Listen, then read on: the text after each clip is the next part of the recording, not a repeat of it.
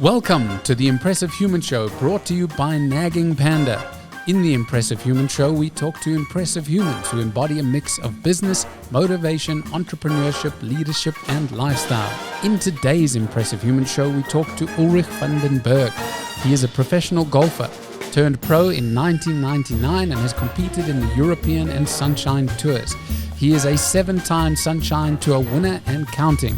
He is involved on the business side of golf, keeps fit and strong with a solid boxing routine, and has a beautiful family. We talk to Ulrich about it all. About our sponsor, Nagging Panda. Nagging Panda wants you to get paid on time, every time.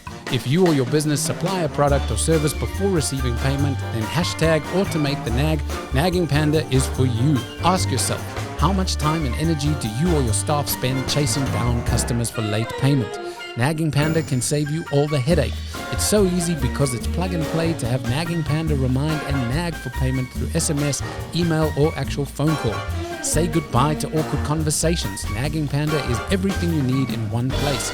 Create your invoice on Nagging Panda or connect your accounting software and let Nagging Panda take it from there. Get paid faster by sending customers the Nagging Panda pay button. And if you need, use the built-in panel of debt collectors. Oh yes, and it works for quotes too. Try before you buy. Enjoy a no credit card required 30-day free trial. Sign up today at naggingpanda.com. All right, let's jump into the show. Ulrich, welcome, brother. How's the deal, and how are you, brother? I'm good. I'm so glad to have you on the show. I've been speaking to you about it for a little while, and I've been telling you all about the Impressive Human Show, Nagging Panda, and I said, you have to come on. I'm not so sure about the Impressive Human, but yeah, we've had a bit of a story, so maybe we can tell it today. I think, first of all, I definitely think you have a great story.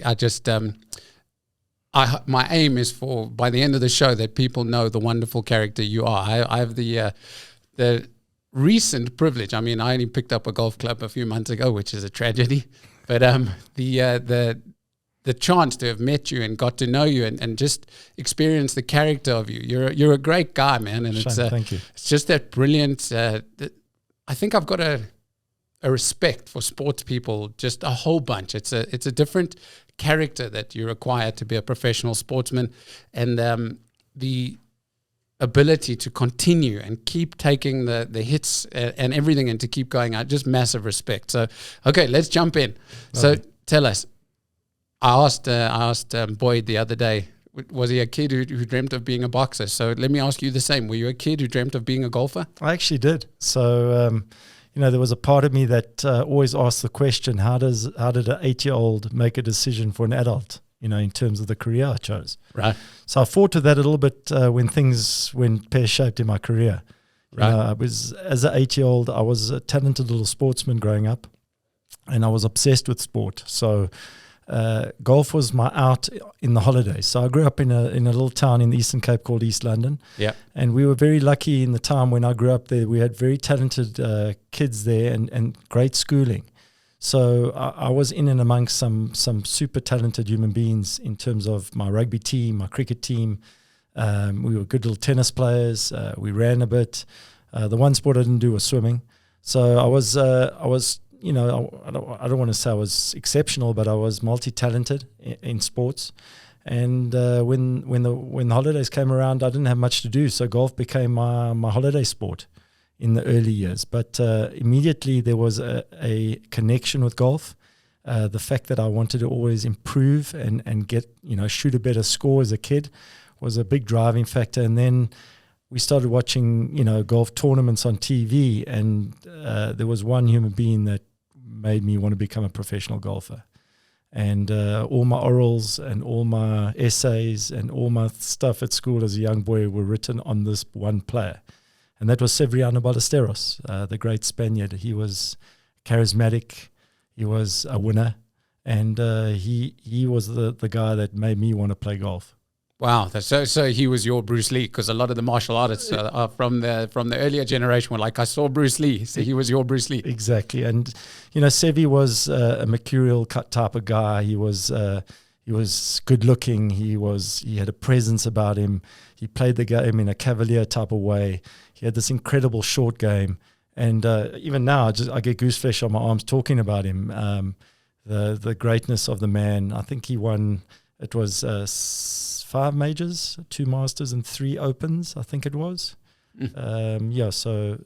I think that's the number, if I'm not mistaken. But countless wins on the European Tour, and basically was the guy who took the European Tour from being a substandard tour to the tour it is today. And he was instrumental in the Ryder Cup as well, in getting Europe to start winning in the Ryder Cup, and he was incredibly patriotic in that Ryder Cup. So, just so many memories of that man, and that's how the love affair with golf grew.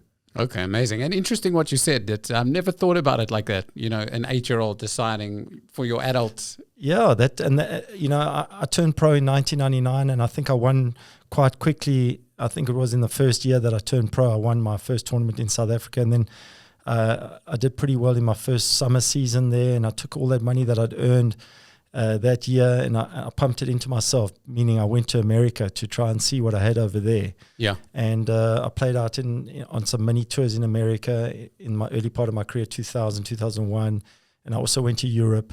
And unfortunately, at the time, the rand had tanked. Yeah. In our economy had taken a beating, and the rand had tanked, and so I didn't play that badly, and I spent a whole bunch of money out there, and I was like, wow, is this what professional golf's all about? And funny enough, from that stage on, even though I did okay over there, I battled with this playing golf for a living, being away,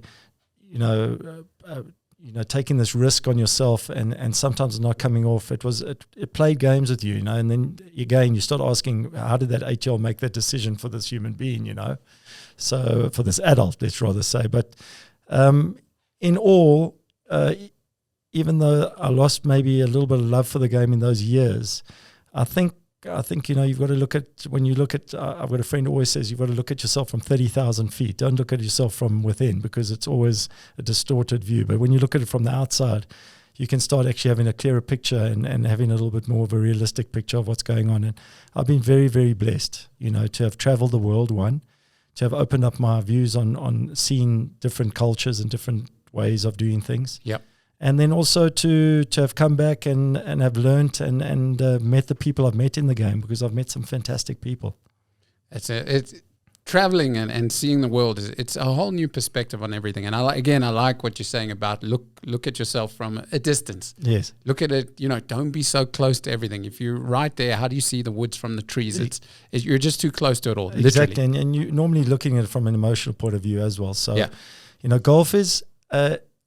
How can I explain golf? Golf is a game of continual failure. Yes. So as a professional golfer, if you're not winning, you're failing. And if you're a good player, you win very, very little. Some guys never win and have great careers. Yes.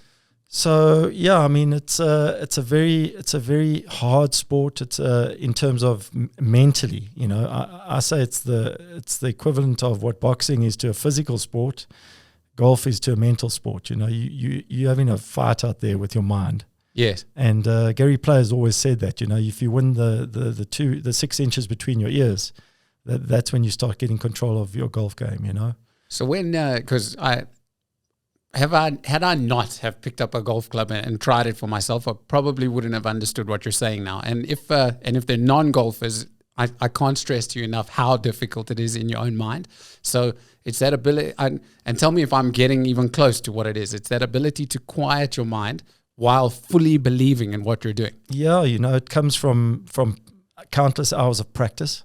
Yeah. So trusting what you do physically, and then being able to, as you say, quieten the mind to allow that physical action to happen without interruption, As soon as there's a hitch mentally, that's when guys start to mess up, and it's something, it's hard to explain, because most sports are reaction sports. Yes, the ball's coming to you. Exactly. At tennis, the ball comes to you. Not that it's not mental, because those sports are incredibly mental as well. Every sport is. We all know that. But the fact that you have to hit a stationary ball with an object, a tool, a golf club, and move it to a target makes the game, and it's been ranked the toughest sport in the world for that reason. Add in the vagaries of wind, slope, different speeds of greens, different grasses, and you start to understand that golf it's actually a very difficult sport. Yeah, I think maybe it's only the ball that I buy, but it laughs at me. That price is yours. Yours laughs at you too. Yeah, all the time. Okay, because mine laughs at me before I hit. I see it, it's like ha ha ha ha. And then you probably find it wants to go for a swim as well. So. Yeah, it likes to go swimming. It does a lot of go things. to the beach. Goes to the beach, exactly. So it does a lot of things except go that way. But anyway, we're working on that. But in saying that, we do play the greatest game that is on earth. I honestly believe golf is the greatest game that is on earth in terms of a sport. Yes. There's no other sport you can play till pretty much the day you die. Yep. And you can compete. I mean, you can go and have a game of golf with the likes of Tiger Woods or any professional and have a competitive game because of handicap. Yeah. You know, we can't go and hit a tennis ball with Roger Federer because that's just not going to be a match. You know, he's going to have it's a complete waste of time for him. Yeah. We'd have a hell of a time because he'd run us around, but you can't have a competitive game with that type of player, you know. So whereas in golf you could play with the greatest golfer in the world right now, let's say that's John Rahm, and you could actually even beat him on a day. You know, because of the handicapping system. So in that respect, I also believe, you know, we play on some of the greatest, you know, our golf courses are some of the nicest places on earth, you know, and we've got so many countless beautiful ones. What you're saying just in South Africa? In South Africa, in the world. It's amazing. How many times you can go and play. You could play a new golf course every day of your life if you wanted to. Yeah. You know, so I liken it a bit to surfing. I love surfing. I grew up at the coast and I've always been drawn to surfing, even though I haven't, you know, done it for many, many years. And I only did it briefly. I was more on a boogie board when I was a lighty because of the golf. I didn't have enough time. Yeah. But I love going into the ocean. And to me, the ocean as well, like, I mean, these surfers, they go to all these exotic places to surf. So we can do the same in golf. You know, we can go to America and play a new golf course every day for the rest of our lives and never get through them all. Right. So in saying that, I think we've got the prettiest playing field, and we play the game that allows you to compete with anyone until the day you die. Yeah, what an amazing thing. And actually listening to you say that, Bryce, we must definitely book a game for this week. Oh, yeah, I know. I mean, the way he speaks about it, just, come on, I want to get I just want to get out there. But I can promise you, I've never always thought of the game like that. Yeah. When the game's beating you down and it's kicking you in the bollocks, as they say in the UK. Trust me. Yeah, you don't like that place. No. You'd rather be anywhere else sometimes. Exactly. Dodging cars on the N1. Yeah. And trying to find my ball. So yeah, the game is, it's a brutal game from a professional point of view because, as I say, you fail more than you win. Yes. You know, so it's this constant fight of trying to improve, trying to get better. But you know, the days when the bounces don't go your way, you get the bad side of the draw, and the next thing you've missed a couple cuts in a row, and you start questioning this existence. Yeah. And so when you say you question it, so was there you're saying there's a point in time in your career where you've thought to yourself, I chose the wrong path? Oh yeah. I mean, in 2002, 2003, I packed it in mentally for a few years. Okay. And did you not play for a few years, or did you try to do it? I continued playing till about 2006, and then I took a year off. Okay. I did a management course with a company, and I worked in the industry in that industry for a little while. But then that lure of the game came back knocking on the door. Yeah. What did you miss? Was it like the feeling, the freedom of being outside? What was it? What called you back? Do you know, in all of this, I think the greatest thing that a professional golfer has as his own, it's his own business. Yes. You know, if you really want to become like supreme, and you want to put the hours in, you know, generally, you will get better. But it is a sport where preparation doesn't always equal performance. Yeah. You know, it's not an athletic sport where if you train harder and longer, you get faster or stronger. Sometimes it just doesn't equate to the amount of work you're putting in. And that's when the mind starts to play games. But generally, if you taking care of yourself, your body, your mind, your workouts, your practicing, the way your processes in going to tournaments and in your daily routines, you should get better. You know, if you're grinding that hard, you should get better. So you're only taking care of one man. and possibly your caddy as well. You've got to make sure that you and your caddy get on and he does what you want. But, when you're standing on a 6-foot downhill putt to make the cut, there's no one else out there holding your hand. No, your caddy can tell you where he thinks. That's it. But you got to go and pull the trigger, and you got to pull the trigger physically and mentally. Yes. And so in that respect, if you are taking care of yourself and you believe in yourself and you trust in yourself, it's a great place to be, because you don't have to worry about 20 other employees. You don't have to worry about paying them at the end of the month. Your creditors, your debtors. It's a totally different business landscape. You just a solo man trying to make a living and trying to take care of yourself to the best of your ability. So in that respect, it's very selfish. Right. It is very selfish, and the more you put in, the more selfish it becomes. Because you're away from family. It becomes all encompassing. Everything is about you. You've got to take care of yourself. You go with your friends to the Hartebeespoort and everyone's skiing, but you can't ski because you don't want to do an ankle. Yes. Or possibly do an ankle. Yeah. For instance, for me, preparation meant taking care of what I put in.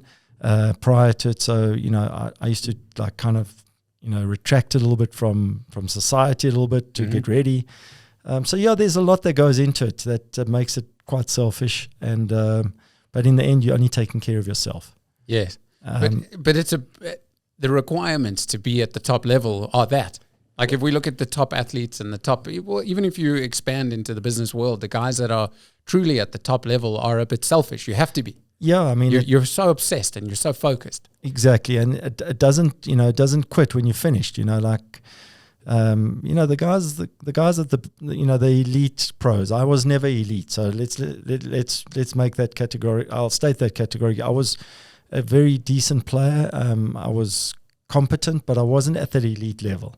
But the elite guys are supreme. Just like in anything in life, in any walk in life. I mean, to go watch. My best world ranking, I think I got to 208 in the world at one point. But the quantum leap from there to the top, let's say 100 or maybe top 50, and then to the top 10, they're different levels. And I'm not going to kid you, those are... So each one is a massive jump. They I mean, it can happen quite seamlessly that you could... become in the, you win a tournament and the next thing the confidence is up and you're at the right time in your career and you win maybe another tournament and the next thing you're in the top 100 in the world. It can happen. We watch it happen regularly with a lot of our South African pros. Yes. But to do that, you have to be at an elite level already.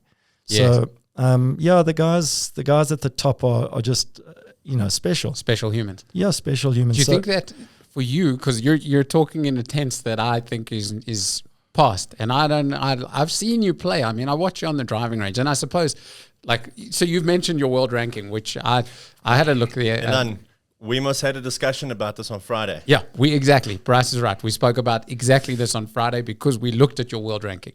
And so what we did, your current world ranking is 723 in the world. And now to a pro like you, you're going, yeah, but it's number 700. And I'm going, yeah, but that's out of 40 million. So we looked and we did a bit of research, and what I'll do is after this, or maybe Bryce can put it on the screen, but we looked at how many people are playing golf. Yeah. So we looked at the numbers, and the numbers are going up, and it's probably with all the lockdowns and things that number of golfers is up, but it's 35 to 40 million people are playing. So it's not just like a guy who owns a set of clubs, it's playing golfers. So out of 40 million people, you're in the top 1,000, and that's currently. And you're saying you were top 200 in the world. For us, it's an incredible achievement. So you're going, yeah, but I wasn't number one, and to get to that number one is a quantum leap away, but it's still in the top level of the entire world. Yeah, I mean, okay, right now I'm not a full-time player anymore, so maybe I could be a bit better if I still committed myself. But yeah, obviously, Father Time is kicking in now at 46 years old. Obviously, I'm in the twilight of my normal career, but with an eye to staying fit and maybe playing again at 50 full-time. well, not maybe full time. 50s the jump into so that's a jump to senior golf, right? And obviously those tours around the world are growing, so very difficult to get on, but there's an opportunity there. So maybe if that happens, and God willing, I'm still fit, I can try at least. But if you look at it like that again from 30,000 feet, that maybe does require a little pat on the back, Yeah, and again, so speaking with an inch of, and I won't talk about golf experience because I have none, but coming as from a music background, so I achieved some things in a music background, which when I look at as a musician, I go, well, it's sort of like you have like a hint of something amazing, and then because there's no continued follow-up, I look and from a close distance, I go, well, didn't really work, but if you look at it from the outside, you go, but check what you did. That was awesome. That was awesome. That was awesome. Yeah, you can never take your achievements away from you, Yeah. Your singing career, you can never take that away, and what you learned. And it makes you who you are. Exactly. And it molds us into who we are today, as you say. But the great thing about golf, I think, is the longevity that we have, and the dream that you can still, if you put the work in, still achieve to quite a high level. Yeah. And I think you should definitely do this. When you say you should try, when you go into the seniors, yeah, you should do it. No, definitely. My goal is to stay fit. That's part of what I'm trying to do now is commit to my body again, like I used to. I've always been a guy that believed that, if you stayed fit and healthy, you were maybe ahead of most of the guys, but if they weren't doing it, whether it be, just the fact that you can walk, in a tournament week, we can walk up to between 60 and 100 Ks a week. Yeah, it's an incredible amount on your feet. In fact, probably more. I just feel bad for your caddy. He has to carry your bag. So just in saying that, that's week one of maybe sometimes you do 5-6 weeks in a row. Yeah. So if you add up just the kilometers you walk, I always believe that if you're fit and running and training and you would be ahead of the game at some point in that 5-week stretch. Yeah. So, and then I always committed to stretching every night to try and keep my body supple. So to limit injuries and to try and, keep you going. Even if it was just mentally for me to feel better, I did it. Yeah. And thankfully, barring my hip that I had done in 2019, I had a big hip operation, hip arthroscopy on my left hip that put me out for the whole year, pretty much from the March right through to the December. I haven't had a major injury in my career. I haven't had a back that's gone on me.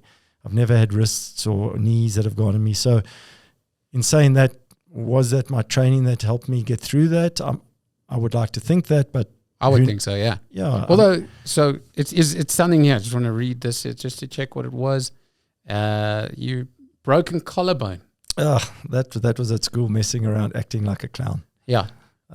Showing off with a strength exercise, doing a push-up on one of my benches at school, one of my work desks, and the guys were screaming and shouting, and my right arm caved in as I did the push-up.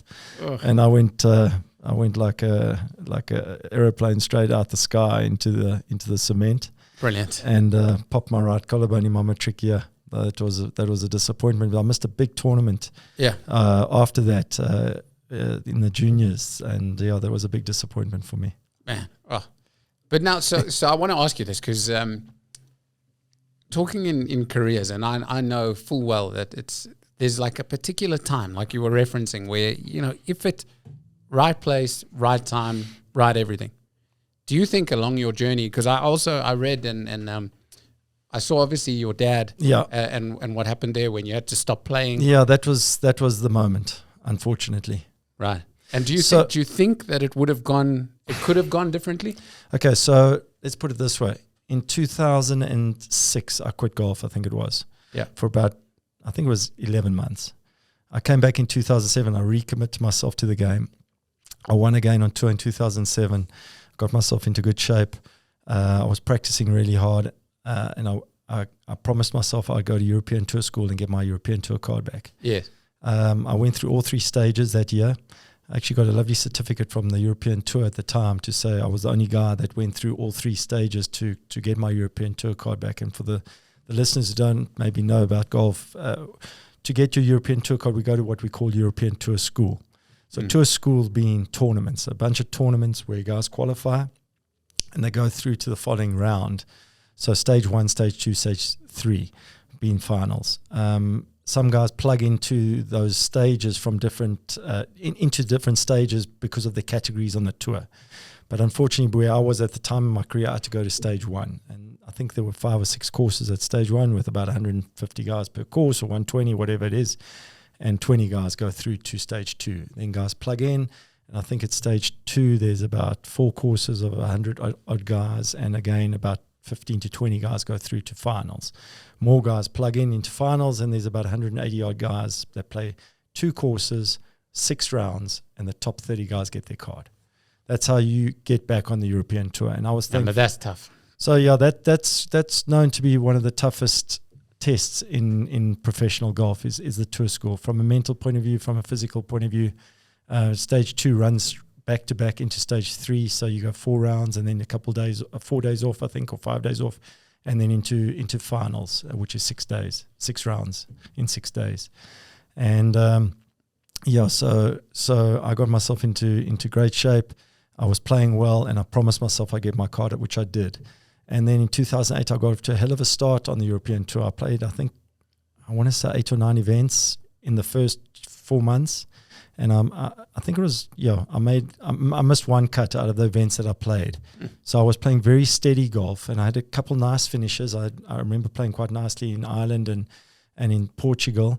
And what happens with the guys that get their card, with 30 guys at Tour School, they call it a shuffle, a re-rank. So you get your card, let's say you get 22nd card, and then after a bunch of tournaments on the European Tour, they shuffle you. So where you are on the order of merit, the money that you've earned. And at the time I think I was either 1 or 2 on the re-rank, which would have given me the whole of the back part of the year to play in all the tournaments. I would have got into all the big stuff. And unfortunately, my dad was diagnosed with pancreatic cancer in the March of 2008. And so I made the decision to come back, I think in early May. I played my last event at the Irish Open, and I came back and I sat with my dad and nursed my dad with my mom, my sister and my aunt from Australia came out so generously. And we nursed my dad at home until he passed in the August of 2008. So, that my dad was a very special man and a very dear man to me. He was a pharmacist in East London, old school pharmacist, a guy that would go visit his customers in hospital type of guy. The loss was twofold. One, I lost my dear friend, my dad, my confidant, my mentor. So he was really supportive of everything in your corner. But from a distance, my dad wasn't a pushy type of man, but he was there. But it was more his love that he gave people, Right.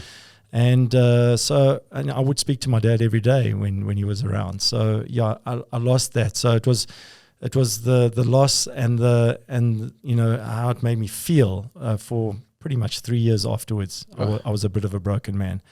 To see a man suffer like that, to pass away was heartbreaking. It was heart-wrenching. You can't help that person. Yeah.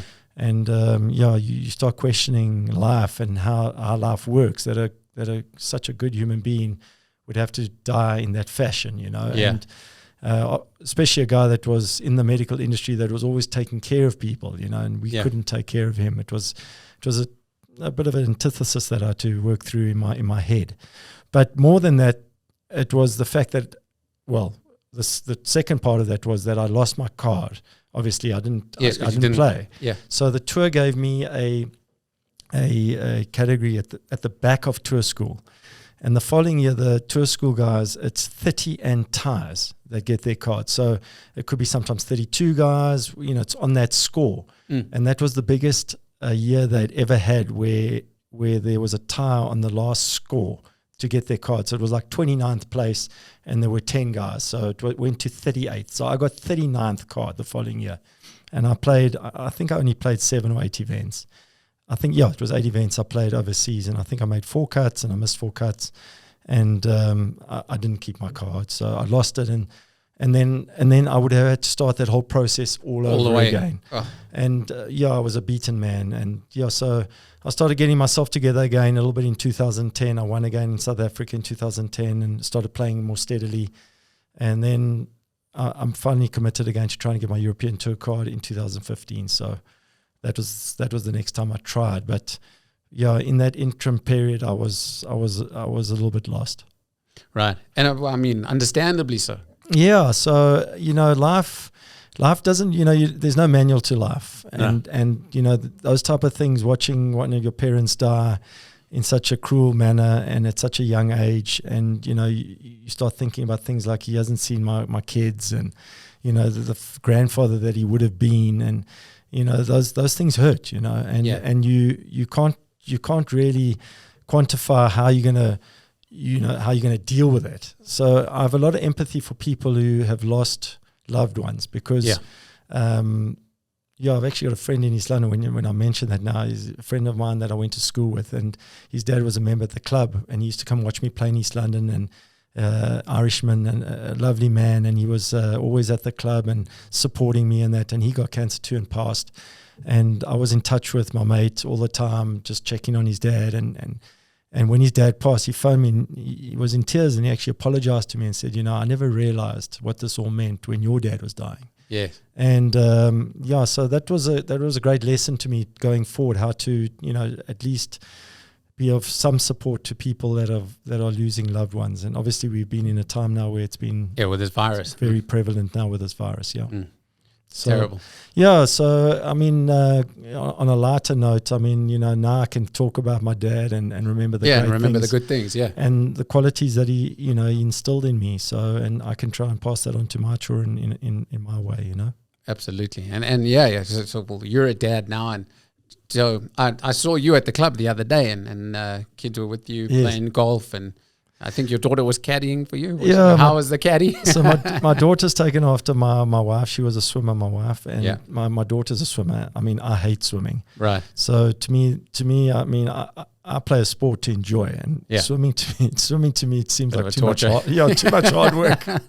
But she's talented in swimming. She loves it. So she's self-driven and she's highly talented. So good luck to her going forward. But my little son, he's got some hand-eye coordination.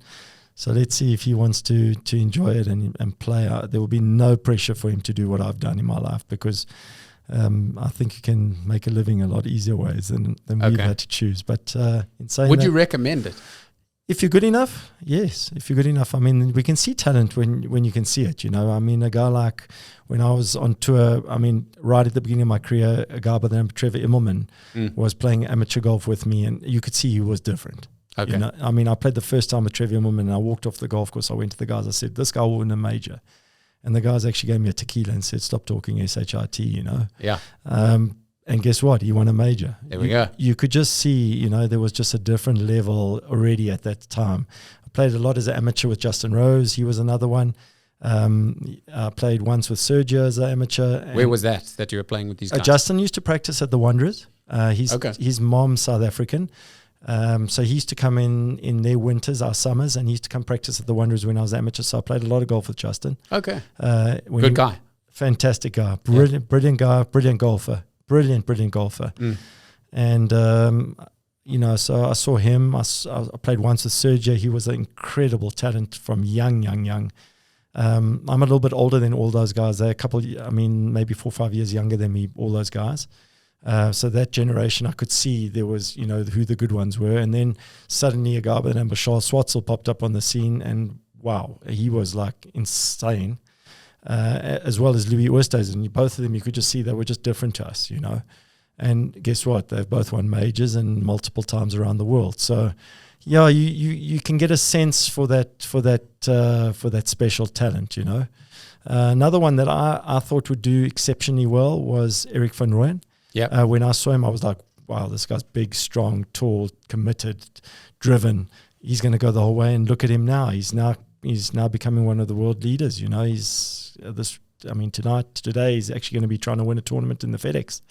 So, and what were you seeing? Was it just the way the guys were approaching it, how they were there, the way they hit the ball? Like, was it how they could shape it? What is it that you see? Elon, it's when you play the game and it's just something special, The way they strike the ball, the way they get the ball around the golf course, the shots they can pull off, the extra putt they make, just the calmness, it's the whole package. You can just see the whole package is polished already, and they just have that spark that we all good players and we all high level players, but there's just something else, what that takes them and makes them. That's that quantum leap. Yeah, that's a quantum leap. That's the feel. And then they still have to go through those stages, and they did it seamlessly and fast. Yes. Like Schwartzel won super early on the European Tour, and has won countless times since.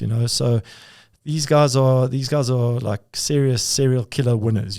Yeah. And to be able to do what they do, takes a massive amount of talent, but a monster amount of hard work as well. But now, and these guys are making a fortune.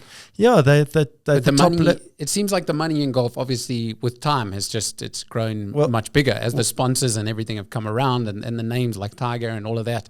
The prizes and the purses just went massive. Well, you hit the nail on the head. There was one man that changed purses in golf, and that was Tiger Woods. So all professional golfers should tip their hat to Tiger Woods for what he did for the game, and how he grew the game, because things went, the prizes went completely astronomical after he became a world superstar. And so the guys play for extraordinary money out there on the US Tour now, and in Europe they're playing for good money too. So the guys, I always say, a golfer, you say earns whatever he earns in the year. I look at it, they're entertainers. Right. The people watch them every weekend. People are watching them on TV. They're entertaining us. Yes. And, why does Tom Cruise get, 20 million to do Top Gun 2, Yeah. Because he's an entertainer. They could have phoned me, but I don't know if they'd pay me the same. Yeah. So these guys are entertaining us. Yeah. They're playing golf to a phenomenal level. I mean, the scoring out there at the moment, the courses these guys play are seriously tough courses. And some of the guys are shooting 60 each week and 62s. And it's hard to explain to the layman how difficult that is. Yeah. How difficult that is. If you go to your home golf course and start sticking pins away in every corner and then playing completely off the back and then running the greens at 12 and a half, and there's rough around on every fairway that if you miss, you're in thick rough. And these guys are shooting 60 and 61s and 25 under par every week and 20 under par. It's seriously impressive golf. So it's like Cameron Smith on the...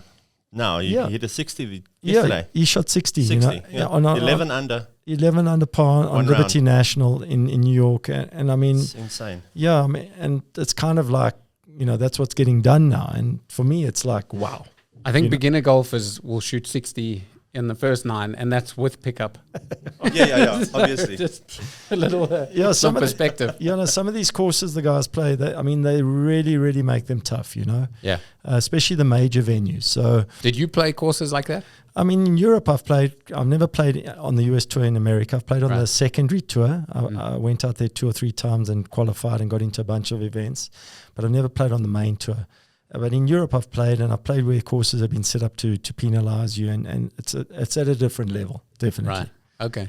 So it's still golf, but you've got to get used to that type of setup where, the golf courses demands a lot of pars, and par's still a good score, and you've got to hold on to your birdies, So that becomes, whereas like in South Africa, when you're playing in South Africa in the winter, there's no rough. You can hit it in the trees and you can get out and you can shoot still very decent scores because it's not as penal.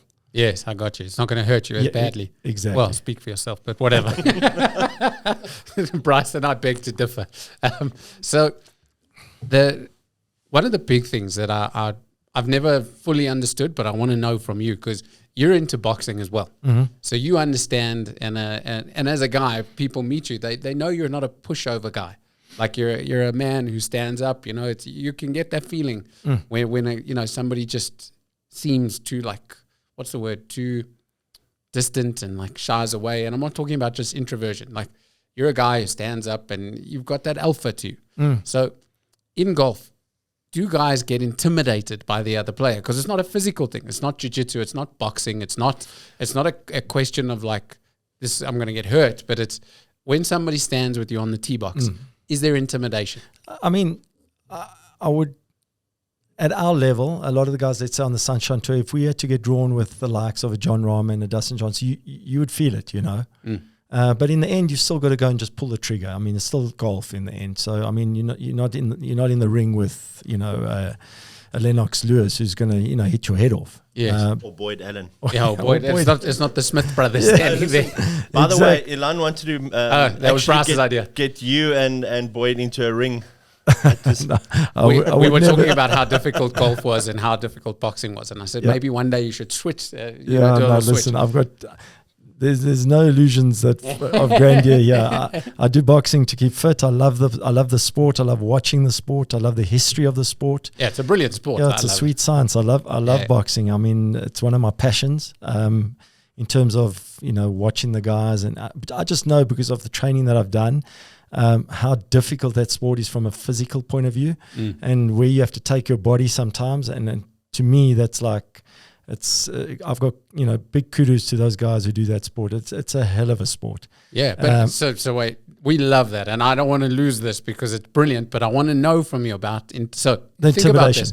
You know, when the guys, so Boyd was here, he was brilliant. He says, you know, before a fight, he's not a smack talker. A lot of other guys are because they want to intimidate their opponent and just try to get in their mind. Yeah, golf doesn't have that. You know, golf. In fact. You know, when you play, like, let's say I've played with some really big players. I mean, when you hit a good shot, they say good shot. And when you hit you know, when you've played well, they come and shake your hand. You know, you're playing the golf course in the end. You're not playing the opponent. I mean, at some point, let's say you're trying to win a tournament. You're watching what the other guy's doing. But in the end, it's my golf ball and my golf card, and what my score is goes onto the board, you know. Yes. So it's you know, there's nothing subjective there. It's you know, there it is. It's on the board, you know. So, I'm sure that there is intimidation when you play with a bigger player because you feel a little bit out of your comfort zone, maybe. Right. But it's still you versus the course. Yeah, it's still you versus the course. So I get more intimidated from the fact knowing that it's really tough conditions. You know, you're gonna have a hard day out there. Now you got to grind. You know, we call it grinding in golf. You got to put your teeth in. You got to hold on because today is a hard day. And, you know, that's where sometimes, you know, the weather can get in your head a bit. But, yeah, from a physical point of view, I don't think there's much in terms of... Not intimidation, okay. No. So when you get onto the tee box, is there ever a time where nerves kick in? Oh, yeah, all the time. And your hands, like, you go feel a bit of a shake or what? Like, what do you feel? Yeah, you get used to that. I mean, over time, you know, I've been playing the game for a long time now, so you know how to deal with that. I would say probably in your earlier part of your career, you felt it more, but you adjust. You know, golf again. You play junior golf, then you play amateur golf, and then you play, then you play for your country maybe, and then you turn professional. And so there's, in the whole thing, you're getting used to the competition, and what it takes to tee it up on the first tee and try and play well. So, you start getting used to those type of, the butterflies in your stomach and that type of stuff. But, yeah, once the gun goes and you're off, you get into your rhythm and you try and do your thing and block it out to the best of your ability. But obviously there are days where you struggle and there are days where you play well, So, and there's days where you can handle it more and days where you don't feel that good. That's the other thing, golf is a 4-day event. You can be going great guns after 2 days, and the next thing you go out for supper, and then your stomach's upset, and you fall apart, and you're on the toilet the whole night, and then the next day you're feeling weak, and you've got to go out there for 5-6 hours of the day and warm up and play, and then, and you're not at your best from a physical point of view now. You're weak, and then you turn in a 76 or something, or you're feeling great and you turn in a 76 just because it's not there the next day for some reason, If I ever turn in a 76, I think I'll retire, frame it, get him to sign it. That'll be my good day. So I want to jump into a little bit of the business side of things. Mm-hmm. You're, first of all, like you said, it's you're not playing full time anymore. You're involved in the business side, and it's the business side of golf where you're involved in a pro shop, the retail side of it. Yeah, we've got the retail side. We've got a second-hand ball business. There's a corporate side to the business that we involved in corporate golf. Yeah. And then there's the event side in the business as well. So it's multifaceted. Sometimes one hand shakes the other. Yeah. But at the moment, I've been focusing more in the retail side, and being more primarily at Bryanston Country Club, trying to, extract the most we can out of our members and trying to give our members a better experience, trying to, really, go back to the old style of, retail where at an on-course retail store where the pros, in the old days were respected and trusted. So we're trying to instill that back in at our club. And then we've got the 2 stores that we've got to do that at Arini and Eagle Canyon. So we've got to try and instill that and build that into those stores. So that's where we want to go with the retail side and try and grow that. I think you're definitely right about trusting pros. I mean, that's where I met you. So I walked in and said, I want to play golf. Yeah. And bought a whole bunch of stuff from you. Not that I knew what it was at the time. Yeah. But it's because it was you. So I was like, all right, you're a pro. Yeah. Trusted you, and now whenever there's something, and I come to you, and what do I do? So we may be a little bit different in the way that we've got to see you as a member every week. So there's one way, of just striking your credit card and making a sale, but there's also another side that says, where's the integrity of that, and I need you to play better golf and enjoy your golf so that you come back. Yes. So I took great care, for instance, in your fittings, and we had quite a few fittings to get what I thought equipment was good for you. Yeah. So that's where we maybe differentiate ourselves a little bit in the market, is that we actually we really want, I'm not saying that other retailers don't want their players and people that come to purchase from them to play better golf, but we are taking great care in trying to make that process seamless and trying to make sure that the member has a better experience and plays better. Yeah, and I think it does make a difference. Again, one of the things we always say, especially for Nagging Panda, is that business is done by people, with people. So in other words, it's done between me and you. And we can put a shop name in front of it or a business name, but ultimately it's people. Yep. And normally when it comes to, if I look in a business sense, it'll come to, let me speak to so-and-so in the company, they'll make it happen. It's because it's done by people. So in this environment, in particularly to a retail environment, that interaction with people is so important. Where with Corona and all these things that have come in, what do you think of the shape of just the retail space in general, particularly for sports where it's so hands-on? Well, I think in sports, generally, we've seen a big uptake. Especially in the golfing sector, we've seen families are coming back to golf courses. A lot of students, a lot of scholars, obviously they haven't got much other sport to play, or haven't had it, in the lockdown periods. So golf was pretty much open after about, I think, 3 months of the first lockdown. We haven't been shut down. So golf has been like a safe haven for people to still come and enjoy some type of sport. Yes. So we've definitely seen an uptake in rounds, and rounds feet mean business, So yes. But you've still got to, get the trust, and you've still got to make people want to shop with you, and that's where the human element definitely comes in. And at the moment, does it look like people are shopping? Yeah, I think, whenever there has to be some form of consumption if you're playing, Yes. I mean, you've got to be using balls, you've got to be using gloves, you've got to be, you need some kit. So there's definitely been an uptake. I mean, golf worldwide's been on a monster escalation in terms of what they've been selling. In fact, we're struggling to get, gear here because of the fact that we, on the bottom end of Africa, and the rest of the world needs their stuff first, Yeah. So there's a great demand for kit, and there's a great demand for product to get here. But there's definitely been an uptake in the game since post-COVID. Which brings about the entrepreneurial side of things and what you guys are doing in the secondhand ball business. As soon as I saw it, I told you I loved it. I had 1,001 ideas for you and jumped all over it and went, hey, why aren't you doing this and this? That business, the ability to grow it and the ability to scale, like inspire people. This is where I say the impressive side of everything comes together for me. Some people can be single-faceted where it's just one thing. Okay, so firstly, I've plugged into the business at a certain point where they were already going with that. So that wasn't my idea. So I'm not going to claim that. But it's a consumption of goods. We always look at Woolworths, all right, and they've got let's say some form of vegetable, and they're really good at packing it beautifully, and they're really good at putting an adjective next to it. Know? And so it will be the creamy, cauliflower, whatever, and cabbage, whatever, dish, So they've always got a nice adjective there, and it's packaged so beautifully, and their gear is great.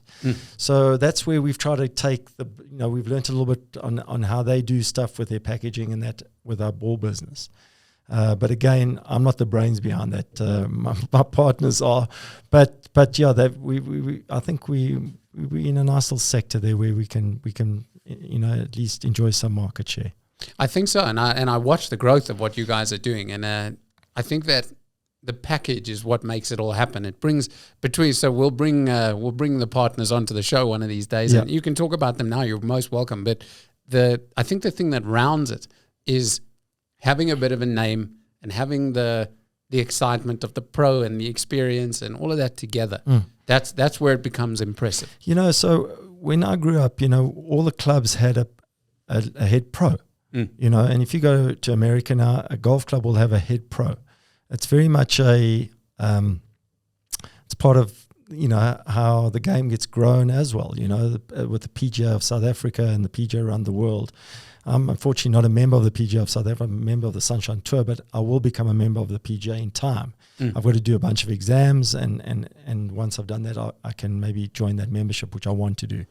What exams? Just interested? Yeah, you've got to study about a whole bunch of stuff: business, club fitting, running a retail store, so all that type of stuff. Okay. So it's accounting side, and so it's quite encompasses pretty much everything in business. It's a really good program that they put up, the PGA of South Africa. So I'd have to jump in there. I do have a degree, so they will give me a few of the credits, Okay. But I still have to do some work to get that badge, and you earn that badge, so that's fair enough. So I have to do that in time. But basically, you always looked up to your head pro for advice, for how to learn the game, and how to get coached and all that type of thing. In America, that's still very strong. South Africa, unfortunately, with the way retail went and the way the industry went, with I think probably the advent of cycling, where we lost a lot of golfers to cycling and to mountain biking, we weren't able to maintain all those stores, on-course stores around the country, because rounds went down. Yeah. So we lost a lot of those head pros in all those clubs, But in the old days, when I was growing up, I had a head pro that, I used to watch his scores on the tour and look up to him, and then I would get a lesson from him. So we're trying to get that back a little bit at Bryanston. Okay.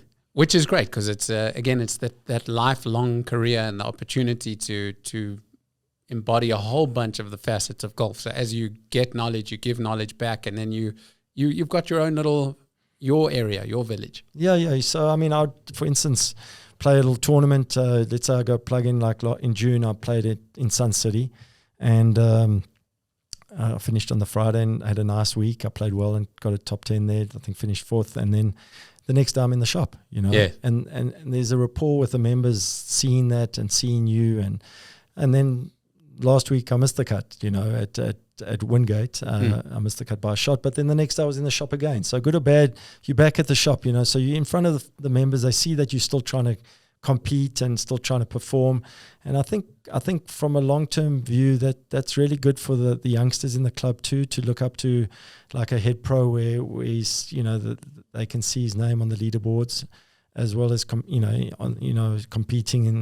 on the Sunshine Tour, and then striving to improve themselves. Yeah, I talk about it as currency. A buddy of mine and I, we call it currency. You bring that currency to things. Certain people have certain currency.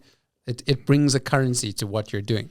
Where without it misses that little bit of flair, I guess. Yeah, So again, we've got clubs that have got head pros, and you've got clubs that don't. And I think the ones that have got head pros have a bit more soul, personally. Yeah. And so that's where we want to take this in terms of our retail space. Which is brilliant. And now, okay, so let's just talk about that real quick. So